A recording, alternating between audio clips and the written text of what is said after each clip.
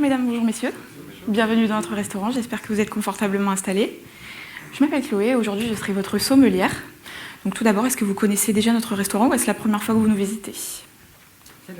C'est la première fois, magnifique. Dans ce cas, vous allez découvrir notre chef, Masashi Ijishi. Donc pour résumer brièvement son parcours, il est originaire du sud du Japon, où il a suivi sa formation de cuisinier, avant de venir en France pour découvrir la gastronomie française et parfaire ses connaissances des arts de la table. Il a notamment travaillé avec les frères Pourcel et Madame Anne-Sophie Pic. Puis finalement, en 2005, il s'est installé à Valence pour notre restaurant, La Cachette. Il a également été récompensé d'une étoile au Guide Michelin en 2009. Donc espérons que ça continue. Alors, c'est un chef qui lui tient très à cœur de mettre en avant les produits locaux, les produits de saison. Il élabore ses recettes en fonction des arrivages, des marchés. Et c'est également un chef qui fait la part belle au vin du vignoble français et surtout du vignoble rhodanien. Il a notamment appelé son deuxième restaurant en hommage au cépage éponyme, le Grenache. Voilà, donc ce qui nous mène donc à la découverte du menu, qui est en rapport avec notre actualité culinaire. Je ne sais pas si vous êtes au courant, mais en 2019, on va célébrer les 30 ans de la Semaine du Goût. Donc c'est une semaine pendant laquelle on met en avant la gastronomie, la cuisine, le bien manger, notamment à travers quelques manifestations, comme par exemple des actions, des ateliers menés dans des écoles primaires. Et aujourd'hui, notre chef vous propose de découvrir un menu à l'image de sa double identité culinaire, de son histoire. Donc je vais vous le présenter succinctement dès maintenant. Donc pour commencer, vous trouverez une déclinaison pour l'amuse-bouche, 3 déclinaisons. Dans un premier temps, c'est un jus de betterave fumé accompagné d'un sorbet granité à la framboise, une amuse-bouche glacée très rafraîchissante. Ensuite, vous trouverez une huître sorlue, donc qui nous vient de La Rochelle, qui est pochée, accompagnée d'un coulis de cresson et une crème wasabi très aérienne, délicate. Et ensuite, pour terminer, un crémeux chou-fleur avec un carpaccio de chou-fleur et une crème glacée à la moutarde à l'ancienne. Ensuite, pour continuer avec l'entrée, c'est un homard bleu petit pois et fenouil, vinaigrette à l'orange et sabayon aux épices Kashmiri Masala. Donc Kashmiri Masala, je ne sais pas si ça vous parle, c'est une association d'épices douces, notamment la cannelle, la cardamome et le cumin. Donc pour cette entrée, je vous invite tout particulièrement à associer le homard avec le sabayon aux épices et la vinaigrette à l'orange pour vraiment avoir une explosion de saveurs en bouche. Ensuite, pour le poisson, c'est un dos de turbo sauvage cuit à la vapeur, donc c'est-à-dire 1 minute à 42 degrés. Donc on obtient un poisson nacré très fondant en bouche, accompagné d'une mousseline de carottes au cumin, quelques asperges, une duxelle de champignons et une sauce délicatement parfumée au vin jaune. Ensuite, pour continuer avec la viande, c'est une côte de veau élevée sous la mer qui est rôtie, donc une viande très tendre, accompagnée de quelques légumes printaniers encore croquants et un jus de veau truffé. Et enfin, pour terminer avec le dessert, c'est un parfait biscuit au chocolat noir, accompagné d'une crème glacée à la truffe. Donc comme vous allez le découvrir, ce sont des assiettes très colorées, très amusantes à déguster. Et le chef joue sur les textures, les saveurs, les sensations, et parfois il joue même sur les mots, notamment avec le dessert, où on a une crème glacée à la truffe, avec quelques truffes au chocolat sur le côté. Donc maintenant, je vais vous demander, est-ce que vous souhaitez accompagner votre déjeuner d'une eau plate ou pétillante peut-être ? Plutôt plate ou pétillante ? Les deux. Les deux. Donc pour l'eau plate, je vous propose une eau dromoise, la française. Et ensuite, pour l'eau pétillante, c'est une eau qui nous vient d'Ardèche, la Ventadour, qui nous vient des sources du Pestrin. Voilà, si ça vous convient. Ensuite, pour les vins, l'accord mets et vin, est-ce que vous souhaitez déguster un ou plusieurs vins sur le déjeuner ou bien jouer l'accord horizontal avec un vin sur chaque plat, peut-être ? Magnifique. Donc pour l'amuse-bouche, j'aimerais vous faire découvrir un champagne qui me tient très à cœur, que j'apprécie particulièrement. C'est le Petit Meslier, millésime 2007 de la maison Duval-le-Roi. Donc le Petit Meslier, c'est un cépage blanc de la Champagne que l'on a peu l'habitude de croiser, contrairement au chardonnay, au pinot noir ou au pinot meunier. Et d'ailleurs, la maison Duval-le-Roi est la seule maison de Champagne à proposer un pur Petit Meslier. Donc c'est un champagne qui s'exprime sur des notes épicées, notamment la cannelle, la réglisse, également quelques fruits, avec la pomme cuite, la poire. Et en bouche, vous découvrirez une grande fraîcheur et des bulles très fines, la spécialité d'ailleurs de la maison Duval-le-Roi. Ensuite, pour continuer avec le homard bleu, ici je vous propose de revenir en Vallée du Rhône avec un Condrieu, millésime 2012, la cuvée Laune du domaine Julien Pilon, donc élaboré avec le cépage Vionnier, un cépage d'une richesse aromatique incroyable. Et pour vous parler brièvement de monsieur Julien Pilon, c'est un vigneron qui a travaillé en Vallée du Rhône, en Roussillon, également en Espagne. Il a participé à l'ouverture d'un domaine à Terra Remota. Et ensuite, il est parti faire le tour du monde pendant 6 mois pour parfaire ses connaissances du vin et des vignobles mondiaux. Puis ensuite, il est revenu à Condrieu pour s'installer, pour inaugurer son propre domaine. Et c'est un vigneron qui laisse vraiment s'exprimer le terroir, les cépages. Le travail de vinification est très épuré, donc on a des vins d'une finesse et d'une franchise absolue. Et je pense que ça pourrait très très bien accompagner le homard, pour commencer. Ensuite, pour continuer avec le turbo, ici j'ai décidé de jouer l'accord régional en vous proposant un vin du Jura, un Arbois, millésime 2010 du domaine Bruyère. Donc c'est un domaine familial, un homme et sa femme qui vinifient. Ils sont installés à Arbois-Pupillin. Donc la particularité de ce vin, c'est qu'il est élaboré avec le cépage chardonnay. Mais lorsqu'on le déguste, sans le savoir, on a l'impression de déguster un savagnin. Et c'est là la magie du vin, c'est que en fait, c'est le terroir qui fait vraiment tout le vin. Et avec ce vin, c'est très original à découvrir et je pense agréable sur le turbo. Ensuite, pour la viande, cette fois-ci, je vous propose de jouer une dégustation miroir avec 2 vins rouges. Donc vous aurez un verre de chaque vin. Dans un premier temps, je vous propose un Hermitage, millésime 2011, les greffieux de la maison Chapoutier. Donc un vin rouge qui s'exprime sur la syrah avec des notes de fruits, notamment la mûre cuite, la framboise, la fraise des bois, et également toute une trame fumée avec ce côté cendré, ce bois fumé. Et ensuite, dans un second temps, je vous propose de déguster un vin du vignoble bourguignon, un Corton, millésime 2002, du domaine Méo-Camuset, donc berceau du pinot noir, avec un vin qui s'exprime sur des notes de fruits, mais des fruits différents. Ici, on aura plutôt le côté figue, cerise à l'eau de vie, et également une trame épicée avec la cannelle, le clou de girofle, tout en finesse. Donc ça peut être intéressant de déguster les deux pour voir lequel vous plaît le plus avec le veau. Et enfin, pour terminer avec le dessert au chocolat et à la truffe, ici, j'aimerais vous faire partager un cépage que j'apprécie tout particulièrement, c'est le Chenin, avec un vin de la vallée de la Loire, un Coteau du Layon, millésime 2005, la cuvée quintessence du domaine de Juchepy. Donc le domaine de Juchepy, c'est un couple d'Autrichiens qui a décidé de quitter son pays natal pour venir s'installer dans une région dont ils sont tombés amoureux, la vallée de la Loire. Et donc dans ce Coteau du Layon qui vraiment arrive à maturité, on trouve des belles notes de fruits juteux à noyaux, notamment la pêche de vigne, l'abricot, et également des notes épicées. On retrouve notamment la cannelle et une petite pointe de cumin qui est vraiment remarquable en fin de bouche. Et je pense que ça pourrait très bien accompagner le dessert, dont je vous invite vraiment à associer le chocolat et la truffe en même temps, pour vraiment découvrir ce mariage original. The chobot fillet is served with a sauce. Yeah. Vin jaune. Oui. Can you explain me what Yes. kind of wine is it? How Of is course. it vinified? Yeah. And where does it come from? Okay. Thank you. So vin jaune is a wine from Jura vineyard, located in the east of France. And vin jaune is a very special wine. It's so we made a wine from different grape varieties, but the main one is Savagnin. And when the fermentation is complete, we put the wine in some oak barrels, and the wine is growing up with the age. But during the aging, we don't add some wine in the barrels. So there is a sort of cover forming on the wine, and we obtain some special aromas, like for example beeswax, some honey, and also some dry fruits, for example walnut and some hazelnut touch. So it's a very special wine, and I hope you will like it. You're welcome.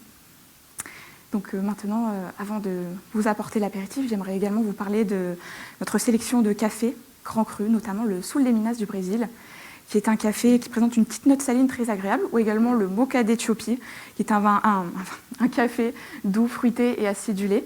Également, notre gamme de thé, en ce moment, nous vous proposons un thé bleu, c'est un thé semi-fermenté, très original à découvrir. Et enfin, dans un autre registre, je vous propose notre collection de cognac XO de la main, des eaux de vie de vin magnifiées par le temps, le vieillissement. Également nos whiskies, donc en hommage à notre chef qui est japonais, nous avons sélectionné un whisky, le Nikka Coffee Malt. Donc c'est un whisky qui s'exprime sur des notes de banane, de cacao, de caramel, de café torréfié, très riche, très fin en bouche. Et enfin, dans un registre un peu plus végétal, notre collection de verveine artisanale du Velay. Et je reviendrai vers vous pour cela en temps voulu. Pour l'instant, j'arrive tout de suite avec les eaux et le champagne. Merci beaucoup. Merci. Bonjour madame, bonjour messieurs. Vous avez à nous servir, après l'avoir décanté, le vin rouge que j'ai choisi, sans sans commentaire. Voilà. Très bien.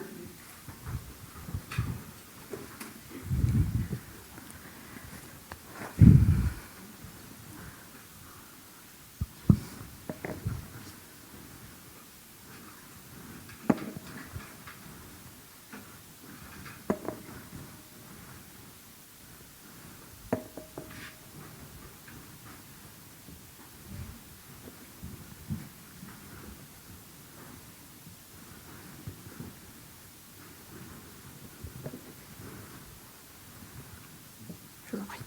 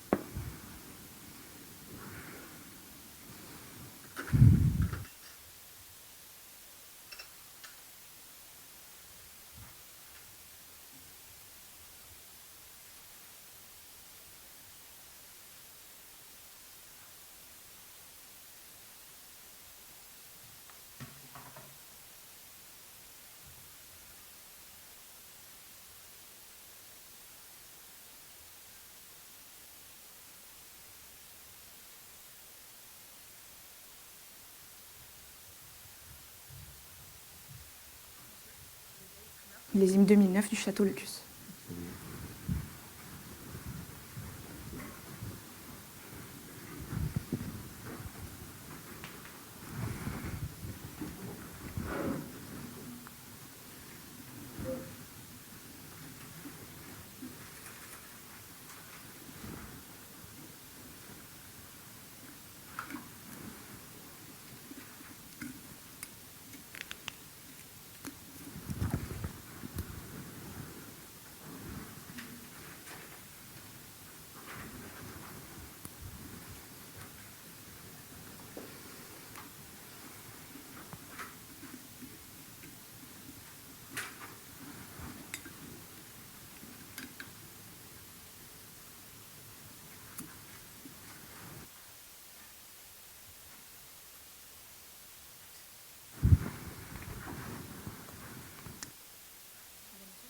Je vais vérifier votre vin afin de m'assurer qu'il exprime toutes ses qualités.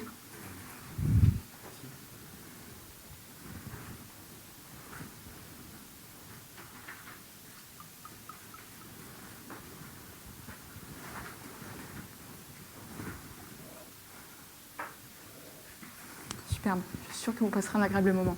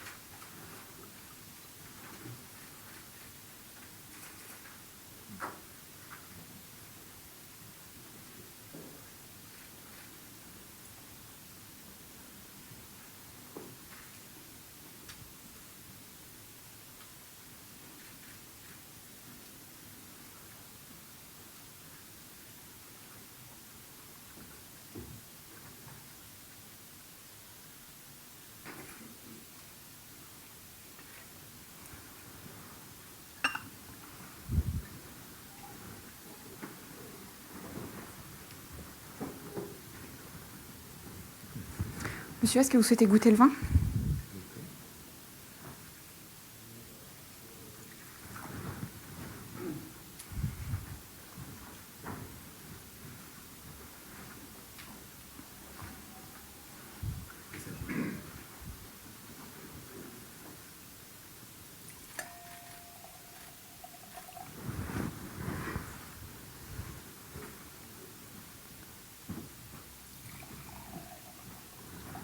Je vous en prie.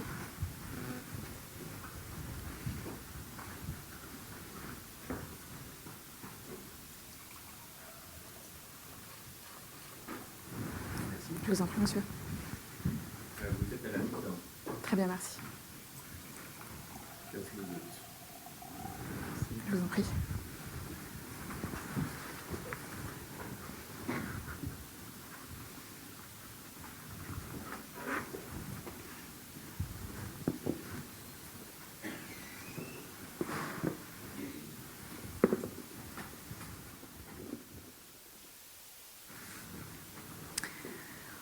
Ce vin blanc est limpide et très brillant. Dans mon verre, la capillarité est marquée par des larmes épaisses, fines, nombreuses et très lentes. D'une intensité soutenue, il présente une agréable nuance jaune pâle, au reflet vieil or. C'est un vin qui semble s'exprimer sur sa jeunesse. Le premier nez est ouvert, expressif, tout en finesse. Tout de suite, je relève des notes végétales, notamment la citronnelle, l'acacia également. Une trame fruitée avec des agrumes, le citron jaune, l'écorce de citron vert, également quelques fruits à noyaux, notamment le coing.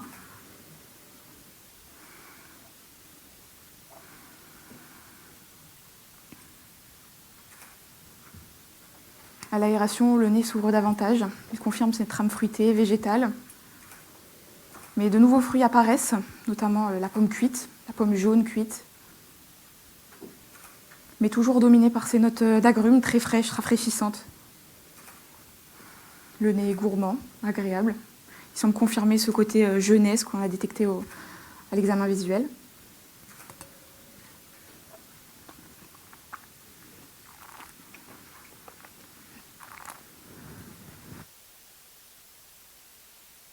L'attaque est franche et équilibrée, agréable, d'une texture charnue et rafraîchissante.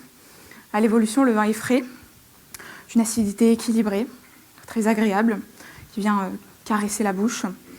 La structure est ample, agréable. Et en rétro-olfaction, on retrouve ces arômes dominés par l'agrume, le citron vert, la bergamote, et également des notes végétales très agréables, l'acacia, le buis. La finale est nette et équilibrée, qui s'ouvre aromatiquement sur les agrumes, très agréable, très frais. On a envie de regoûter le vin. Et la persistance aromatique est moyenne, entre 4 et 5 caudali, pas au-delà.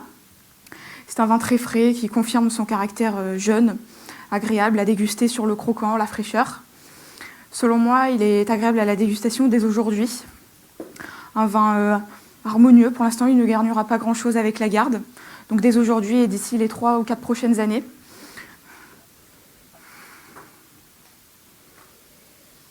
Je suggère de le servir à la bouteille directement, à la température de 10 degrés pour garder ce croquant, cette fraîcheur et rehausser cette acidité.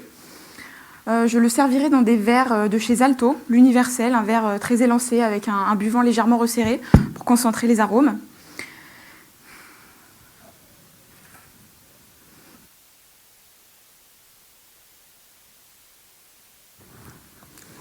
Pour accompagner ce vin blanc, je suggère de commencer avec un ragoût de coquillage, accompagné d'un risotto de pommes de terre à la salicorne pour rehausser ce petit côté salin, végétal, accompagné d'un bouillon de poisson à l'orange sanguine, toujours pour l'acidité et la gourmandise.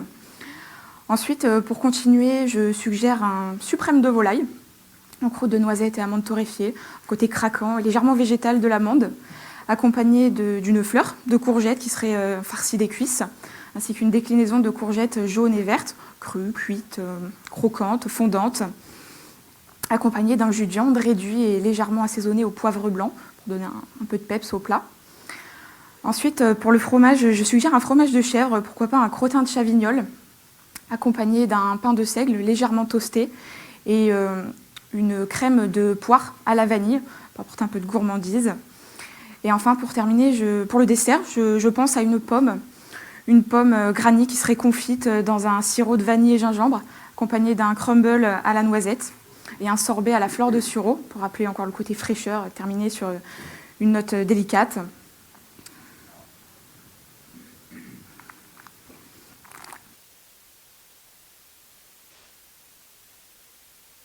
Selon moi, c'est un vin blanc du vignoble du Val-de-Loire, un millésime 2016, issu des cépages Sauvignon blanc et Sauvignon gris, sur l'appellation Pouilly fumé. So this wine is clear and shiny, very pleasant to watch. It presents a nice pale yellow nuance with old gold highlights. It seems to be in the youngness. The nose is very open, very pleasant. We have some fruits, some citrus, like lime and lemon. Some bergamot, also some fruits like some orchard fruits, like quince, also apple, and finally a vegetal note with acacia and box tree. In mouth, first taste is very frank and balanced. We have a very nice acidity, and we find back all the aromas we have with the nose. I suggest to taste this wine from today to keep the freshness and the acidity, and until 3 or 4 years. And finally, I think it will perfectly suitable with some fish broth, some seafood broth paired with potato risotto, and fish broth with some bloody orange juice.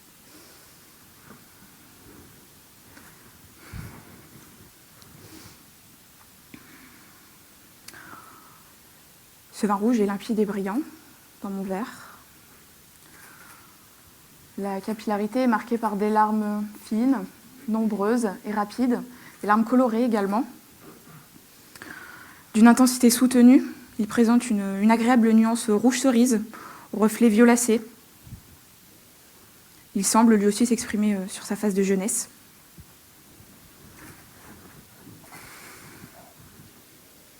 Le premier nez est ouvert, plaisant, tout de suite dominé par cette série de fruits rouges et de fruits noirs, notamment la fraise des bois, la framboise cuite, un côté cassis, myrtille également, très gourmand.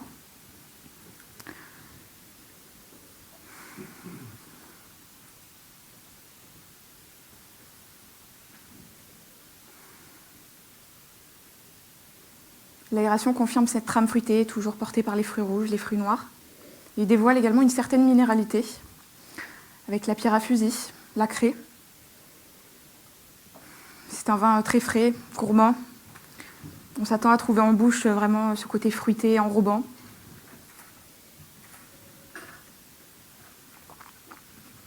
Il vous reste 5 minutes. L'attaque est franche et équilibrée, d'une texture ample, agréable, caressante. À l'évolution, l'acidité est vive, mais agréable. La structure est ample également. L'empreinte tannique est assouplie, très agréable. Il manque peut-être un petit peu de volume. Enfin, en rétro-olfaction, on retrouve vraiment le croquant du fruit, avec les fruits rouges, notamment la groseille, la fraise. Croquant, c'est très juteux en bouche, très agréable. Et également les fruits noirs, avec la cerise, la myrtille également. Et on retrouve ce côté minéral en bouche avec la craie sur le bout de la langue. Donc c'est un vin vraiment qui confirme son caractère de jeunesse sur le croquant du fruit, la gourmandise. La finale, quant à elle, est nette et équilibrée, d'une persistance aromatique relativement courte, de 4 caudalie. Selon moi, c'est un vin à déguster dès aujourd'hui pour profiter de la fraîcheur, du croquant, des fruits encore. Et d'ici les 3 prochaines années, je le servirai directement à la bouteille, dans des verres de chez Schatzwiesel, l'Audience, un verre très arrondi, une forme très arrondie pour permettre une belle aération, une belle expression des arômes. Et enfin, pour accompagner ce vin rouge, je suggère de déguster pour commencer une raviole de bœuf, fin gras du mézinc, accompagnée de carottes et sésame blanc, sur un nid de tagliatelle avec un jus de viande, tout simplement accompagné de sauce soja, quelque chose d'assez gourmand. Ensuite, pour continuer, je suggère une canette de chaland, un filet de canette de chaland cuit à basse température, accompagné d'une purée de choux rouges, quelques oignons rouges en pickles et un jus de viande qui serait déglacé à la purée de mûre pour rappeler les fruits rouges les fruits rouges et noirs que l'on avait dans le vin.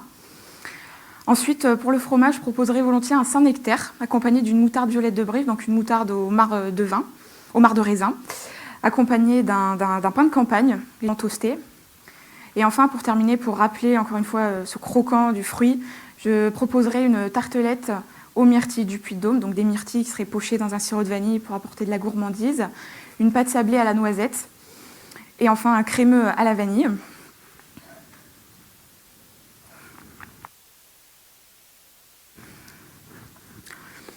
Selon moi, c'est un vin rouge de la vallée du Rhône, un Saint-Joseph, issu du cépage Syrah. So this wine is very pleasant to watch. We have a nice cherry nuance with purplish highlights. It seems to be young. First nose is very open, pleasant, which is dominated by the red and black fruits like blackcurrant, strawberry, wild strawberry. Also, we have some minerality with chalk and flintstone, and it confirms the youngness. In mouth, the wine is very pleasant, and the print tannins is soft, but not very present. And I think this wine must be drank from today until 3 years. And it will be a very good food and wine pairing with some duckling roasted with red cabbage puree and some pickles of onions.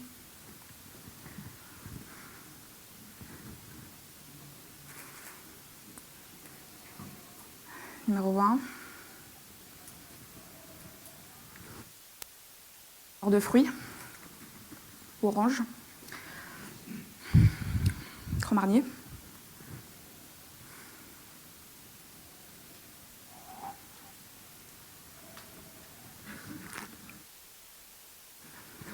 Il nous reste 1 minute. merci.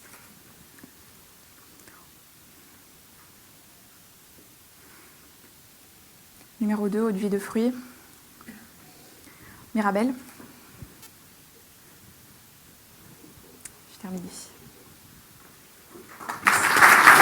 Merci Chloé. Vous êtes parfaite.